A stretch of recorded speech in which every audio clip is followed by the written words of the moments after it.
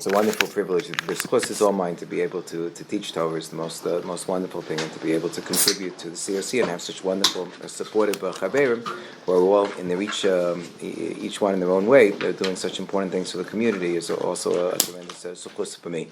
So I wanted to speak about a topic which I feel gets a short shrift in terms of when we approach Purim and what we should be thinking about and what we should be emphasizing to those that we teach, those who are within our purview, that really Purim is all about the mitzvahs, which are the M&Ms.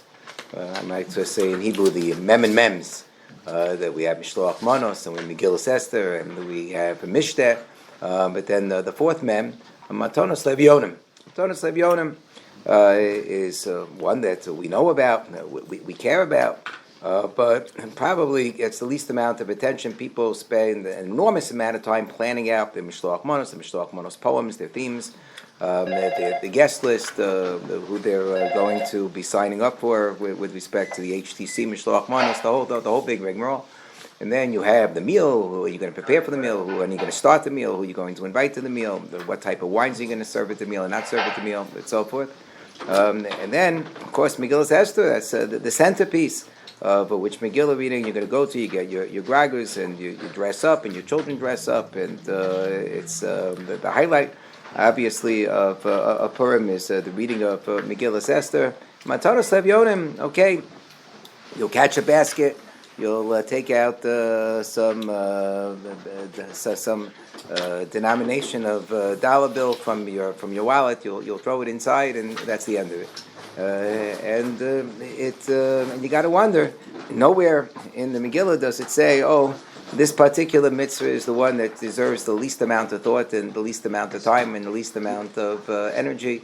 It would seem that it's at least on par with respect to the other mitzvahs hayom, and therefore I felt that some of the inyanim and matanos levionim were worthy of discussion.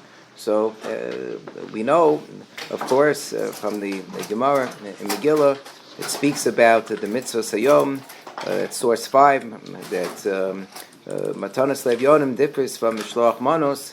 In the sense that Mishloach Manos Ish L'Reyehu is a mitzvah that goes to Reyehu, one person, and it's Manos, so Shtei Manos L'Shechad, 2 portions to one individual, and the Gemara makes it clear that Manos are portions of food that you're supposed to give in order to fulfill the mitzvah.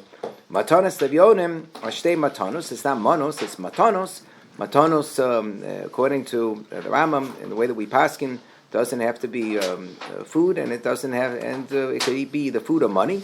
There's a chiddush on some level that if you're giving to the poor, that you can fulfill your mitzvah with not just money, but you can also give what we call shabbat kesef.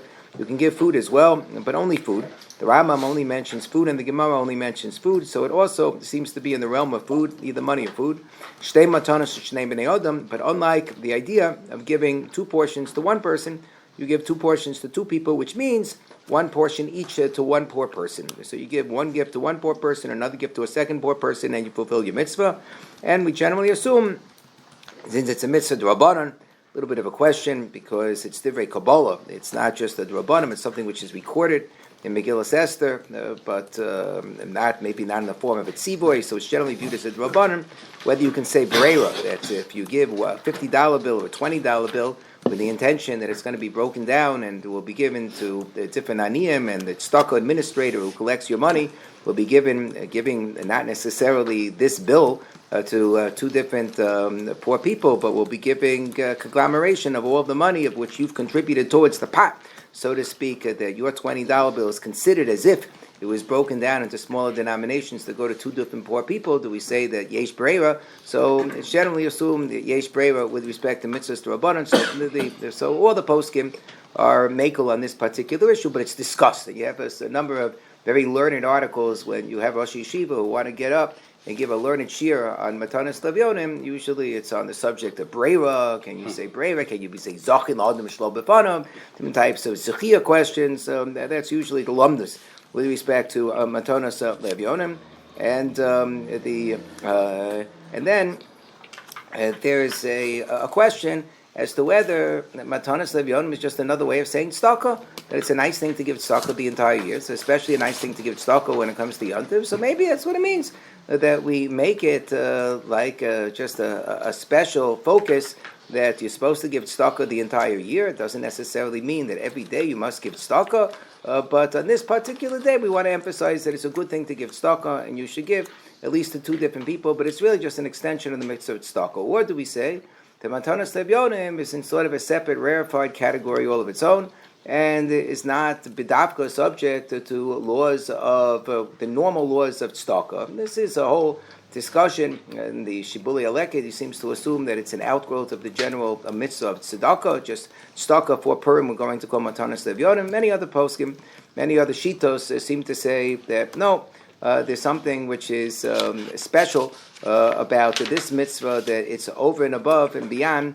the normal rules of tzedakah, particularly starting with the Maharil. The Maharil, quoted by the Maggid Avraham, says that there is a special inyan that we know that when you have a mitzvah to perform, you have to perform it mimos chulin, from your regular money, and you cannot allow to take tzedakah money to perform something which is a chiyuv, which is an absolute obligation. I have an obligation to do something, to do a mitzvah, so I'm not allowed to take from my most meiser that I'm supposed to give, as a minhag, to give 10% of your income to tzedakah. That's called most meiser. Or I might have some money that I set aside for tzedakah. I said, this money I'm specifically setting aside for tzedakah. So if there's money that was anyway set aside for tzedakah, says the Maharil, you're not allowed to use that money for the mitzvah of Matanas Levyonim, because it's a standalone, separate mitzvah. It's not considered to be a hemshek of tzedakah. It's not like I use my tzedakah money to perform tzedakah. No, you're using your tzedakah money to discharge an obligation. A mitzvah that you have is considered to be separate and distinct. So that's the way that we pass in the Magen Avraham.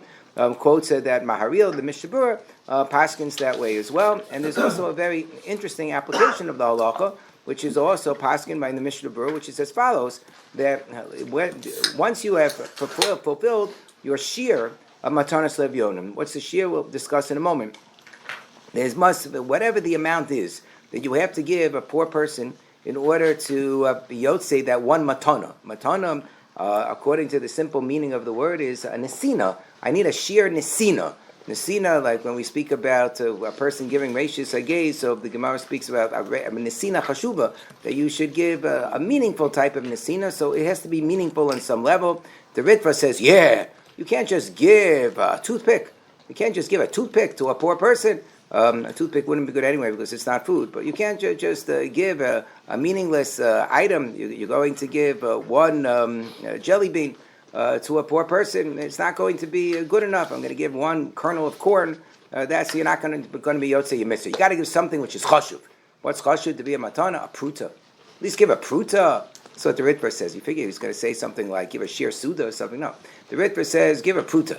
A pruta is worth about 2.5 cents, so it's not such an enormous thing. But once you've already given that shir, and not everybody agrees with the Ritva, there are other shitos, the Shari Shuva, most notably, that's in source 14. In the materials, quotes from the Mata Yehuda in the name of the Zera Yaakov, who says that if you're going to, that you really should give you the money or food. To give food, you should give the amount of a suda. That Matanos Levyonim is really all part of the mitzvah of enhancing the sudas Purim of the poor person. In fact, there were separate Gemaras in Baba Metzia that talk about Magevis Purim, that they used to collect specifically a drive. They would have a food drive, like we have Mos Chitim for Pesach. They would have a food drive called Magevis Purim for Purim, and this was treated more severely or more strictly than other types of tzedakah drives during the year, where you can collect the money. If you don't need it for the particular tzedakah that you collected, the Gabayim tzedakah had the right to exchange it for something else, but not when it comes to Purim. No. Purim can only be used for Purim. This is it's a special, very strict law with respect to the money collected for the Suda Purim. Even the ani who gets this money is not allowed to use it to buy a shoe strap. Has to use it towards the Suda. It's a strange halacha that, in the sense that a lot of the poskim say this was something distinct from Matanos Levyonim. There was Matanos Levyonim, and then there was also a special staka drive to enable aniyim to be able to afford their Purim Suda. But other poskim, the way it's codified by the Torah and the Shulchan Aruch, it seems to all go together. This was all part of the general missive of collecting for Matanos Le'Avyonim. So this Sefer, the Zer Yaakov, comes to the conclusion that's the amount that you're really supposed to give to a poor person. Every poor person should get a shir suda. If you're going to pay in money, so it has to be the amount of money that you would be able to buy the amount of bread that would be the volume of 3 beitzim, because that's the minimum amount for a square meal. A square meal is 3 beitzim, which is about 6 ounces worth of bread. That would be a square meal that you would buy for a poor person. And the Shari Tshuva says, I have no idea where in the world he got this from. And others say that he got it from the Gemara that talks about how Abai bar Avin, Rav Chanina bar Avin, were mechalpi sudosayu hadodi, that they would exchange sudos with each other, and that was sort of the shir for mishloach manos. And since in the pasuk that talks about Atanas Levyonim in the Megillah says that Alkena Yudim Aprazim Ayoshrim Be'arei Aprazos Osimis Yom Haba So the Chodesh Adar Simcha Mishteva Yom Tov Umishloach Manos Ish Re'eu. And then a few psukim later it says that this was the day V'Chodesh Asher Nepach Lem Miyagon L'Simcha Mi'ebel Yom Tov La'asos Osam Yimei Mishteva Simcha Umishloach Manos Ish Re'eu Umatanos Le'Evyonim, that we draw that this Mishloach Manos that was made as part of the Hemshech of a day of Simcha Mishteh, right?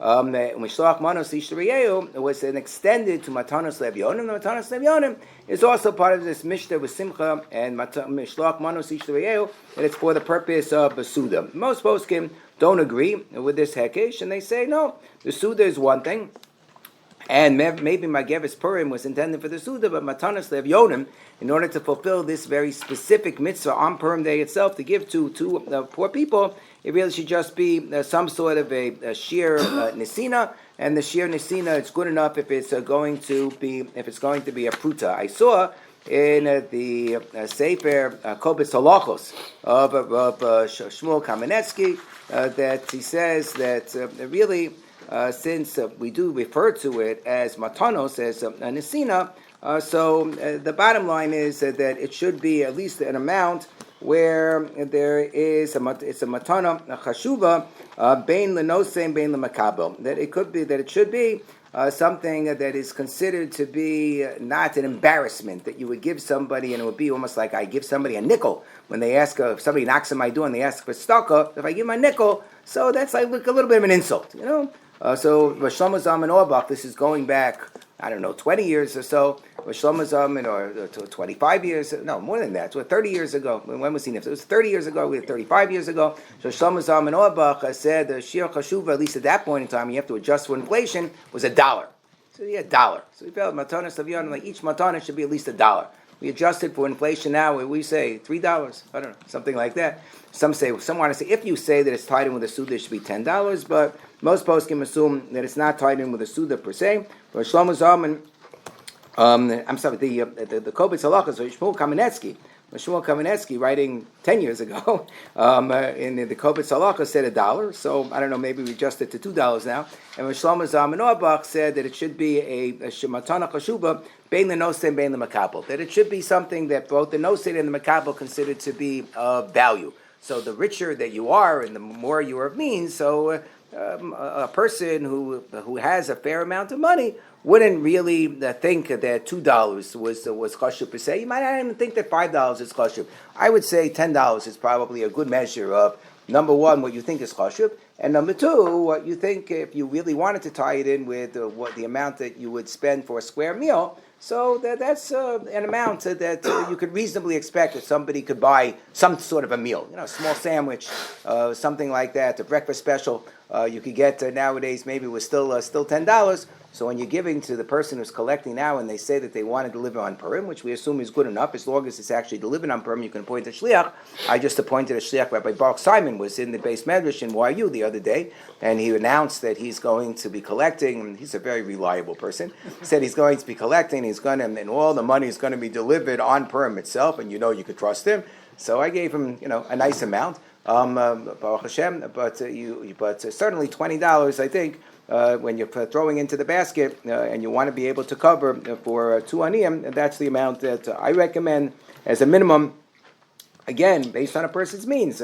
If a person who views $5 as something which is very choshev already, so you can put in a total of $10. But certainly you have to think about it from your perspective. What do you already view as a choshev amount? If I have a poor person who knocks on my door and I want to give him, something that I feel is minimally respectable, I'll generally have in mind I should give him at least a $10 bill. I don't know about the rest of you. That's kind of my mindset. Yes. If you're going to talk about this part of this year, then I'll shut up. But as long as you brought it up already with shlichus and all that, when I was a rabbi in small communities, we didn't really have a niyam close by, Jewish niyam close by. And so that's when I wasn't the only one. When groups like Od Yosef Chai, you give them money in advance and they'll distribute it in Israel on the day. Do you have an opinion on that? Are there guidelines and boundaries for it? Do they have to be very specific, or like, for example, Leket Yisrael raises money, but it's not clear, it was never clear to me that money was distributed bo bayom on Purim. Od Yosef Chai used to say we do.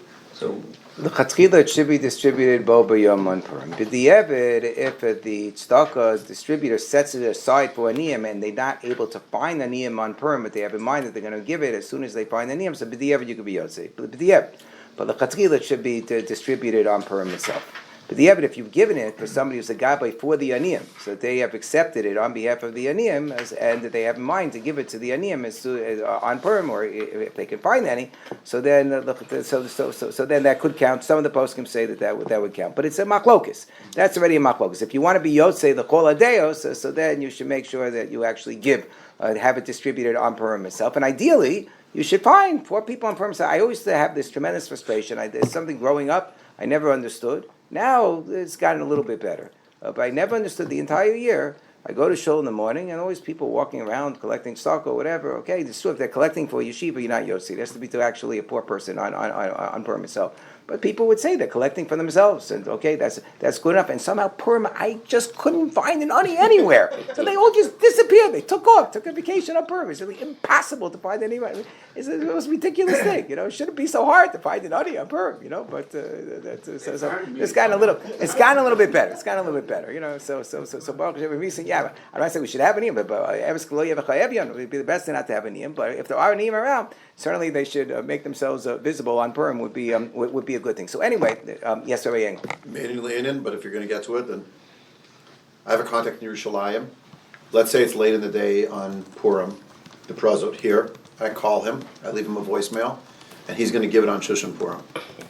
That's a shayla. If you're not a ben krach, so I'm not a ben krach, so I don't have a chiyuv. Ideally, it should be given on the 14th day for Purim for yourself. It should ideally be given. Ideally, I'm saying I have balabatim, they're coming still in the afternoon of Purim. They're giving me money. Like, where were you? That's also a mitzvah. It's also a mitzvah if it will be distributed in Yerushalayim on the 15th day. But ideally, you should, somebody who is a ben ir, you should have a tzedakah which is distributed on the 14th day. But the point is, someone could be your shliach overseas. Yeah, so my recommendation is have them do all of those things. But also find 2 people, from the street, on Purim. Look for 2 people, and even if you give them $1, you don't have the $10 in your pocket. But at least you'll be yotzi according to the ritva, according to the minimal share of being yotzi. Yes, Rabbi Gottstein. Can you give it to them before Purim, and tonight they don't use it till Purim day? That's a big question. So there's a Baal HaMaor who indicates that you have to be. The Maggid Avraham quotes the Baal HaMaor, who says that don't do that because we're worried that they're going to use it before Purim. If they use it before Purim, so you're not going to be yotzi in the mitzvah. So then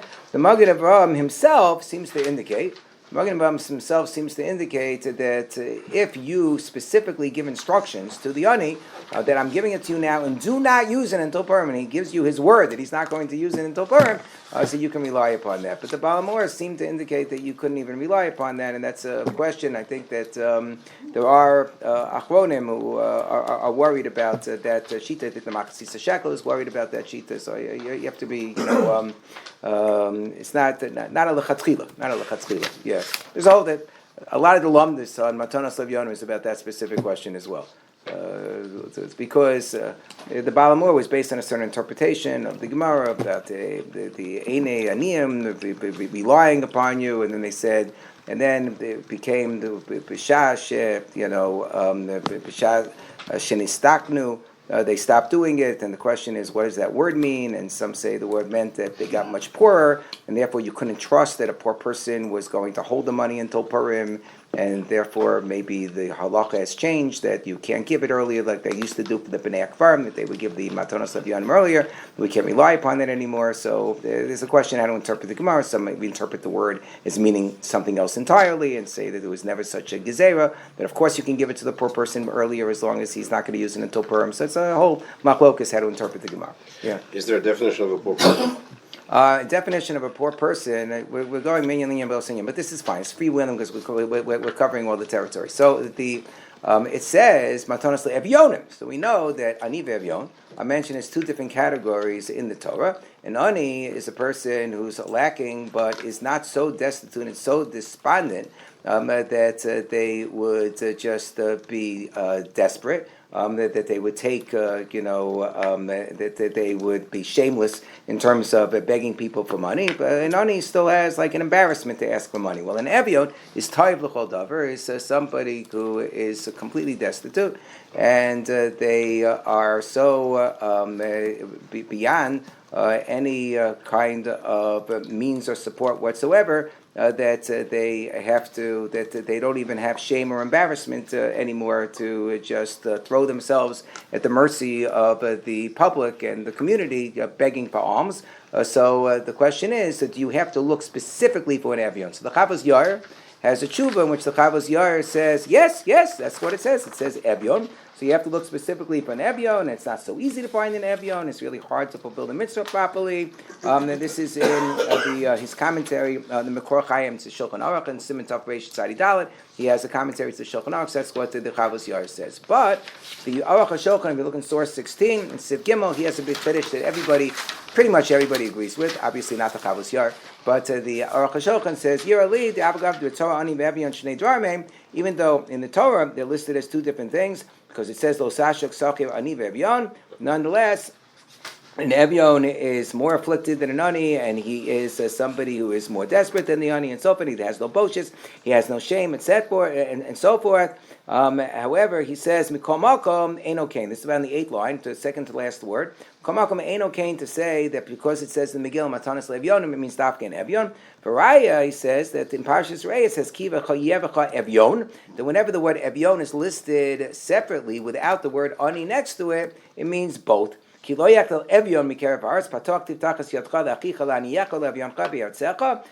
he says the pasuk, it starts off with the word evion and it ends with the word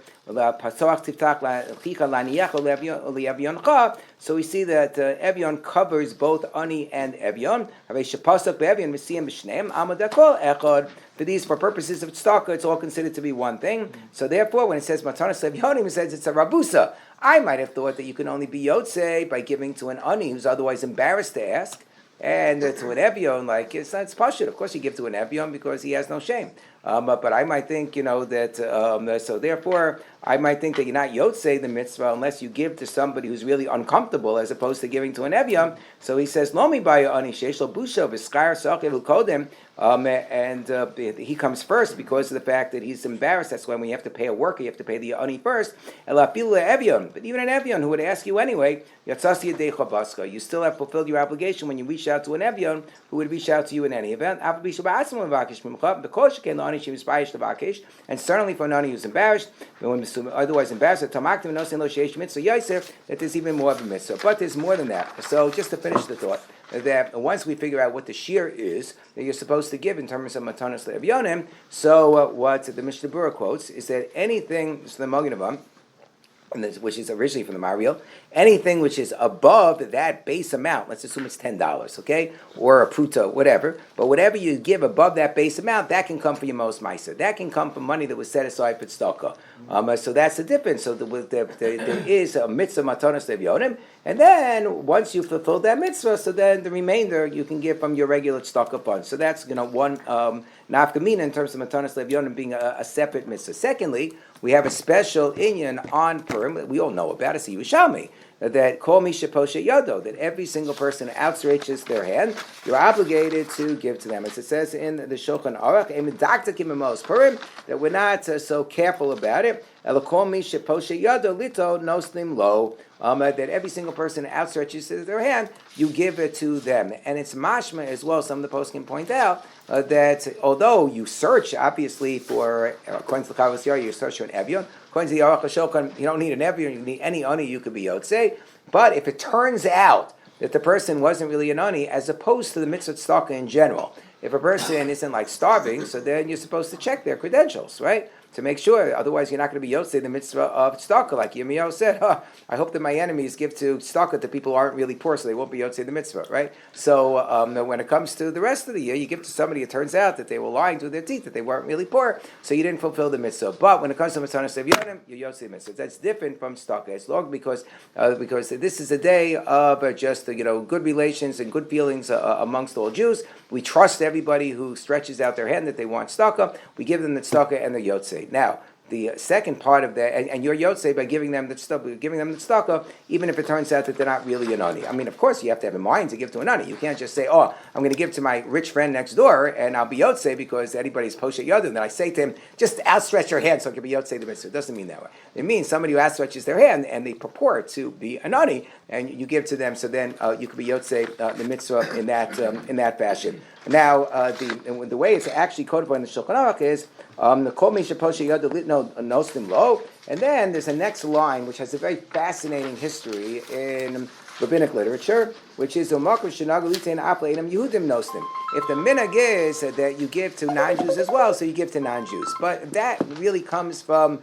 It's attributed to a Chuvas Rashi, and then there's then there became a story with the Maharam Rutenberg. There were like different versions. There was a Rabbeinu Ephraim, and nobody can figure out exactly who the Rabbeinu Ephraim is. There's a wonderful scholarly article by Rav Eliyav Shoketman, who's a Mishpat Ivri scholar, about this story that there was some community, was a Rashi, was a Rabbeinu Ephraim, I don't know, some major figure where they found out that people are giving from their Matanos Le'Evyonim to poor people, and he got all upset. There's no way to fulfill the mitzvah. The whole purpose of the mitzvah is that you're supposed to give to Jews, and you're making it as if there's no special inyan of Matanos Le'Evyonim, that you're just giving to everybody. This is such a terrible thing, that you're desecrating the kedusha of the mitzvah by giving to non-Jews. A whole strange story about it. And then the Maharam Rutenberg made some sort of a pshara. He said, well, I wouldn't introduce the minhag, but if they're already giving it, and because of Darchei Shalom, we don't want to insult the non-Jews, so you can give to them as well, but you're not really yotzei the mitzvah. And the Beis Yosef, in the source that I duplicated for you, if you want to read it, grade 11, source 11,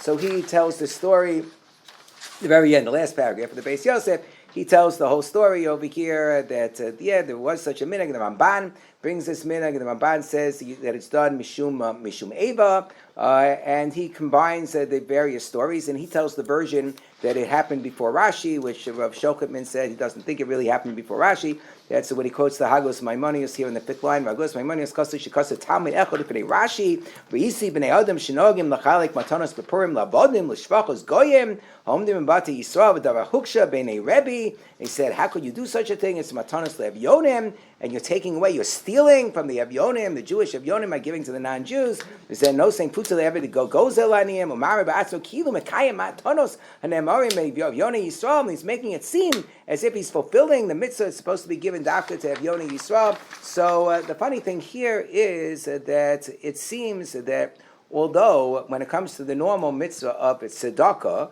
we say mefanesim ani akim mani Yisrael. When it comes to the specific mitzvah matanos evyonim, is a minhag, yes, that in a place where the non-Jews expect to also get money from you this day, you give them as well. But strictly speaking, the money that you're setting aside for Matanos Evyonim is supposed to be something that simply brings Jews closer together, and it's really intended for our fellow Jews. That this particular mitzvah, as opposed to tzedakah in general, where of course you favor Jews, but we also have the union of Mefaras Mani Yaakov Mani Yisrael. Here, in a place where there isn't a minhag, so Matanos Evyonim sort of stands aside. It's a separate thing. By all means, give to your non-Jewish charities and all of those things, for the sake of shalom and goodwill, and it's a nice thing to do and so forth. But for purposes of this mitzvah of Matanos Le'Evyonim, it really is intended specifically for the Jewish people. And it's along the lines of what the Manos Alev of Shlomo Alkabetz spoke about, when he said that this is a tikkun for Yeshna Am Echad Mepuzam Farad Bein Amim B'chol Medinos Ma'chusecha V'dasehem Shonos B'kolam.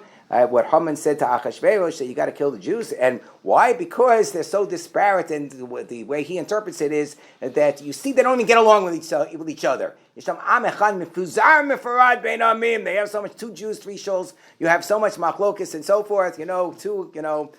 One election, 3 Jewish candidates, whatever. You have, there's so much machlokis with respect to the Jewish community that this is really what made us vulnerable to our enemies, and what makes us able to overcome our enemies, says Shlomo Alkabetz, is precisely this spirit of staka, mishloach manos, ish l'reyehu, umatanos le'evyonim. So therefore it's something which is geared very specifically towards Jews, and you can say that answers the question of why is it that when you build up to matanos le'evyonim, it's a question, because the Rambam says, then I'll take your question in a moment, the Rambam says this is a very important point to get in, because I'm afraid if I don't say it, maybe I'll go through the entire shir without saying it. The Rambam, if you look in his description of matanos le'evyonim, after he talks about the basic contours of the mitzvah, says the Rambam in Halacha Yud Zayin, this is source 4, Mutav la'adam lahabos matanos evyonim lahabos b'sudasu mishloach manos l'reyev. It's more important and better to give more plentifully with respect to matanos le'evyonim. And I would say, for purposes of the message I'm trying to convey, we say laharbos. Lahabos is not only quantitatively, but is also qualitatively, that it's something that should be emphasized more than what we have been emphasizing with respect to students, with respect to children, with respect to family, with respect to community, that I feel it's not emphasized enough. So lahabos, I think, is also a notion of we should place more of a dogish on matanos le'evyonim than with the dogish that we place on the Suda and Mishloach Manos L'Reyev. You want to place more of a dogish on Mikra Megillah, fine, I get it. But with respect to matanos le'evyonim, it should certainly be placed more on a higher pedestal than those other two. She'ein sham simcha gedoyla mefuara. The Rambam uses the lashon mefuara, wonderful, grandiose. El l'sameach leiv aniyim v'yisomim v'almanos v'geirim shem l'sameach leiv amlalim ha'ilum duan l'shom l'shkina shenemar la'achiyas ruach shvam la'achayos leiv nitka'im. That there should be a recognition of the special nature of this mitzvah. And part of that special nature of the mitzvah is precisely this idea of elevating the hearts of all of our fellow Jews and showing how much we care for each other. That's why we could say that the kasha is, why is it that the pasuk then, according to the Rambam, mentions first Mishloach Manos Yisrael before Matanos Le'evyonim? Shouldn't it be Matanos Le'evyonim and then Mishloach Manos Yisrael? So you could say no, because Mishloach Manos Ish L'Reyehu is emphasizing the Ish L'Reyehu component. This is meant to bring us together. We have to understand that's the nature of Matanos Le'evyonim. It's in that specific context that we're mentioning Matanos Le'evyonim, that it should also have that same effect, and that's why this is something which is very special in terms of being within our own community. Yes, Rabbi Engel, question. Is the Magen Avraham quoting the Ma'aril that anything above the base amount can be considered regular tzedakah? Anything above the base amount can be taken from most tzedakah, yes. So here's the question. It's like it's a multifaceted question over here. Number one, there's a Gemara in Avodah Zarah with Rabbi Yosef and Kisma, right? They're talking about the zchuyos, and says, I never interchanged the money one with the other. Purim? Yeah. So a person in my shul is going to give, next week, they're going to give $100 on the credit card. And they're going to come, they're still going to put $20 in the pushka the day up in the basket. I'm dividing the money up. So they have to have in mind, okay, from the $100 that I gave, don't they have to have in mind, $100 is for Matanos Le'evyonim. Let's say they could sick. No, it's all for Matanos Le'evyonim. It's all from Matanos Le'evyonim, but which part of Matanos Le'evyonim can come from just your regular funds, and what can come from your most tzedakah? So you could say that whatever is above and beyond the base amount, it's still being designated from Matanos Le'evyonim, but it can come from tzedakah funds. That's really yes, exactly. It can come from the person's ma'aseh ksafim. It can count towards the 10% of their ma'aseh ksafim, or it can come from money that they designate for tzedakah. So, along these lines, I want to read to you a ritva, which I didn't put in the materials, didn't have time, but it's a ritva in Megillah Daf Zayman base. When he talks about this halacha,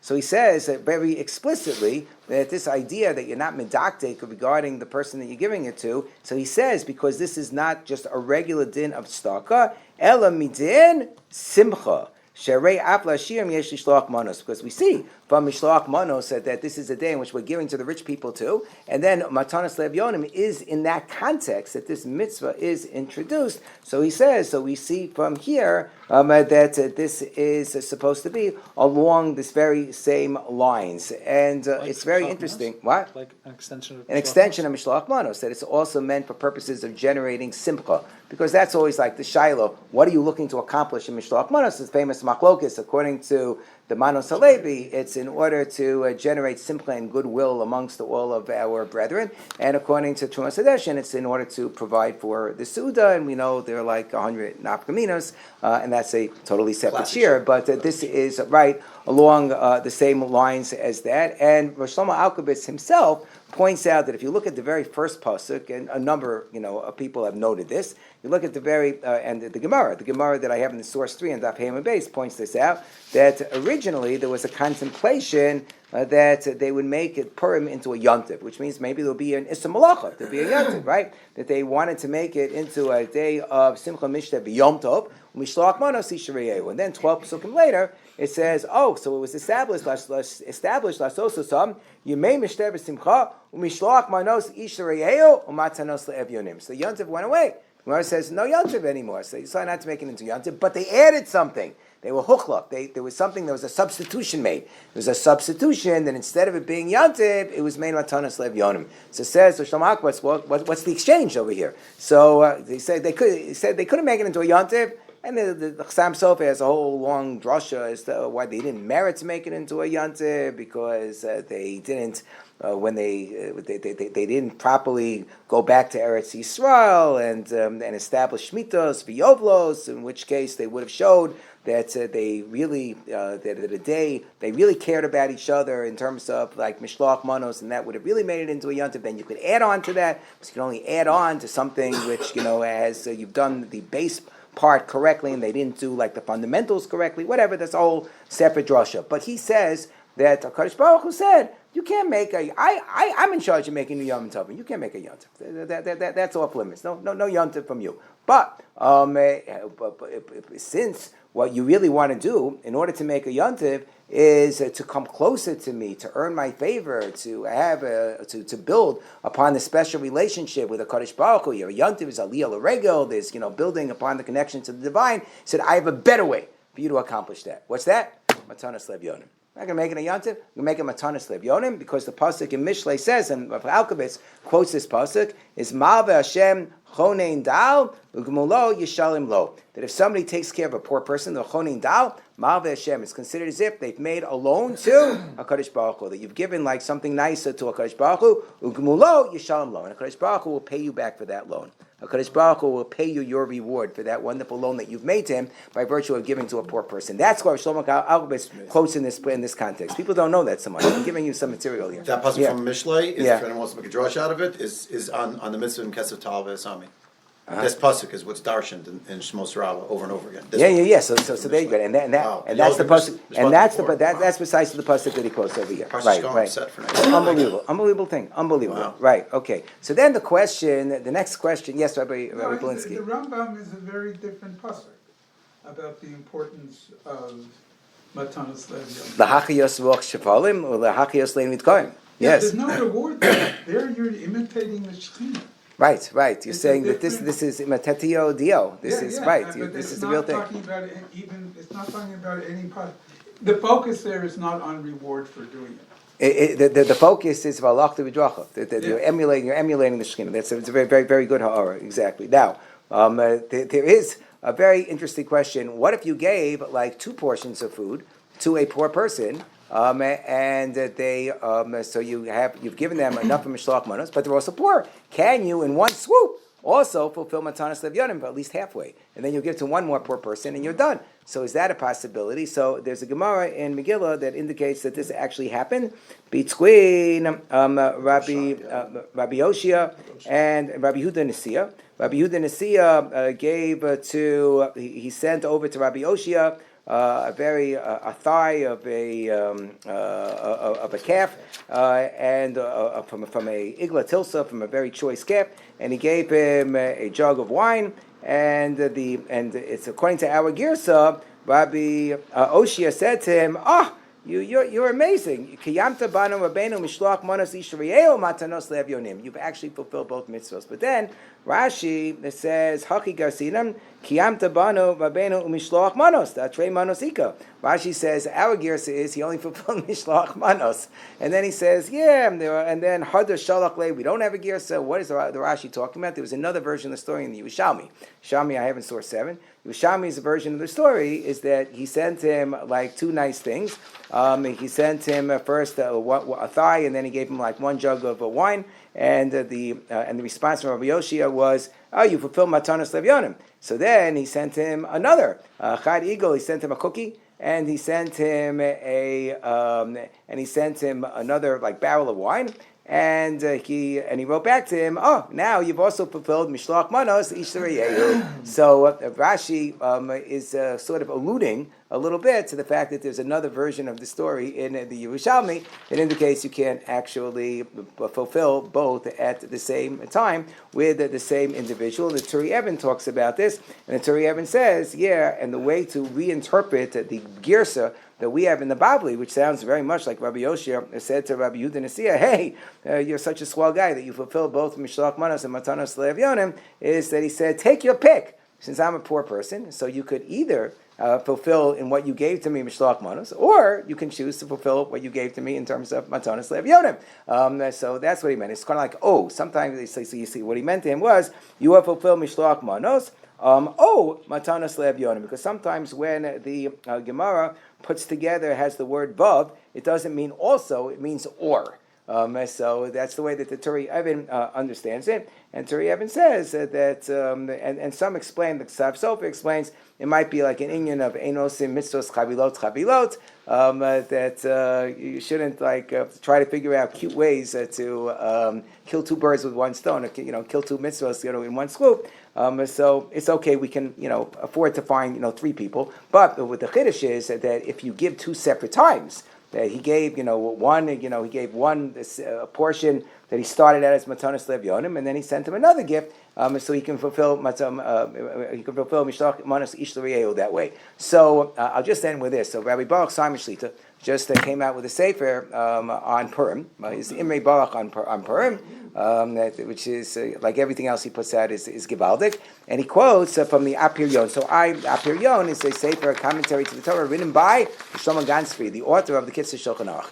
And I reproduced this for you, and he gives his own explanation as to the juxtaposition of Mishloach Manos Yishlayehu and Matanos Le'evyonim in the pasuk, and why it is the Mishloach Manos Yishlayehu comes first. And from this, we can understand, I would suggest, also the story of Rabbi Yehuda Nasiya and Rabbi Yoshia in the Babli a little bit better, like what's the whole Chiddush. I understand the Chiddush. If you're teaching me that I need to tell the story that through 2 gifts, your person can also perform not only Mishloach Manos, but also Matanos Le'evyonim, at least with respect to one poor person. But why otherwise do I need a story about, if you gave one time, you gave 2 gifts, you fulfilled Mishloach Manos L'Shriyehu, and if you gave to the same poor person another, sending, you'll also fulfill Matanos Le'evyonim. Okay, that's not such a Chiddush, because you gave, 2 separate, you sent 2 separate gifts at 2 separate times. So he says like this, he says that his theory of Shlomo Gansfried is that the whole reason why we merited being saved in the Purim miracle was because we turned towards being there for each other. That we all gathered together as people, that we were misaking this idea, like the Manos Halevi says, and we came together, as Esther, said to Mordecai, Lech kenosis kol Yehudim. Kenosis kol Yehudim is not only the connotation of gather all the Yehudim, but bring them together. Bring everybody together, that everybody should care about each other and so forth. So he says, all of the Hatzalah was b'skus tzedakah. L'chein ra l'sakin shebiyom zeh yirbu b'tzedakah b'yofen hayoset tomula. So when we give tzedakah on this day, we should do it in the best possible way. V'yadua ki atov sheb'tzedakah shedigeh la'ani b'ofen shlo yispayish. So we should be careful to do it in a way that the ani is not going to be embarrassed. That's why the Aruch HaShulchan said that that the greatest mitzvah, that Matanas Levyonim stands for, is to give to a poor person who would otherwise be embarrassed, and to save the person from embarrassment, right? Okay, V'nei Yisa b'Mishnah, Amar Rav Shpag, Lo Yu Yom Miton Yisokam Chamisha Sava Av Yom Kippurim. Why were those such happy days? They were happy days because even the rich people went out in simple clothing in order not to embarrass the poor people. V'yesh Lomar, even the rich girls, wore the simple clothing. V'yesh Lomar, Ki al derech zeh tiknu gam tzedakah b'Purim, l'shloach manos gamish l'riyehu, that when you want to give to like a poor person, the best way to give is in a mechubad fashion in which you're giving them like the mishloach manos, just like everybody else. It's just you have in mind that you're going to fulfill matanos levyonim. They said, "Lo yispayish levyon gam came kamos hamana matanos nachash derech yom mekachol lekach." Hitzim b'kra manos ish l'riyehu. Kizosi agdama nechona l'shloach gam came matanos levyonim, that you're giving the matanos levyonim in the context of mishloach manos ish l'riyehu. And that, I would suggest, although he doesn't say it, but I'll add on, nofek mishali, is the chiddush of the Gemara. That Rabbi Yoshi was saying to Rabbi Yehuda, what you did was givaldik, because you gave it to me as if it was mishloach manos, but because I'm a poor person, this was the best way to give matanos levyonim. Wouldn't it mean there's an advantage then to give food and not money? Yeah, sure. There's no preference to give money per se, but I would agree. Based on this chat, it would probably be even an advantage. Yes, inachinam. Okay, we'll stop with that. Everybody have a faithful. Simon's great.